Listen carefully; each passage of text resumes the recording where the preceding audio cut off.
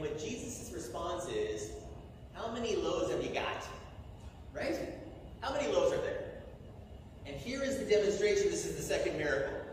There's no research. Everybody go out there and see what people have. There's a boy over here, he's got a little bit of this, a little bit of that. The disciples are already with the answer, ready to go. We've got 7. And so he tells them immediately, go sit down. So here you can see this is evidence for the 2 miracles. You see how the first one is a little bit kind of working through the process. The second one, very straightforward. How are we going to feed these people? What have you got? We got 7. Go and sit them down. No mention of the fish. And so the people do sit down, and it's the 4,000. So the counting is 4,000 men, plus the women and children, so a larger group. But we don't really know the size of the group. What we can say it is pretty large. And so Jesus then takes that bread, he blesses it, he breaks it, and then he distributes it. And that does have that formula that we do see, say, in the Lord's Supper. But we shouldn't say that the reason why Jesus is doing that is because that's how you do the Lord's Supper, because the Lord's Supper has not yet been instituted. But the point I always want to make is this.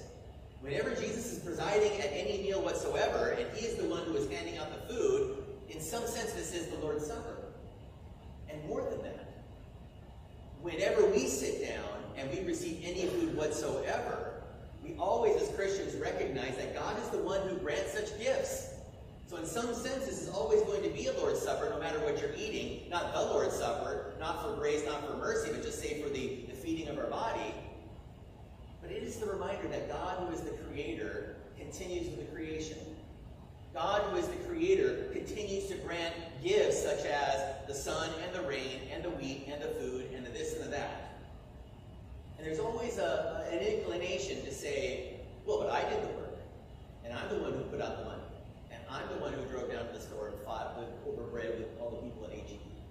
And I'm the one who put it in the toaster. And I'm the one who put it on the plate. Well, that's all true. But that in no way says that God is no longer involved. It just says that you're involved with God and you may not understand it. The way you come to understand it is by giving thanks to God when you receive daily bread, for gifts even like daily bread, which then set us up for what's coming here even in the reading today.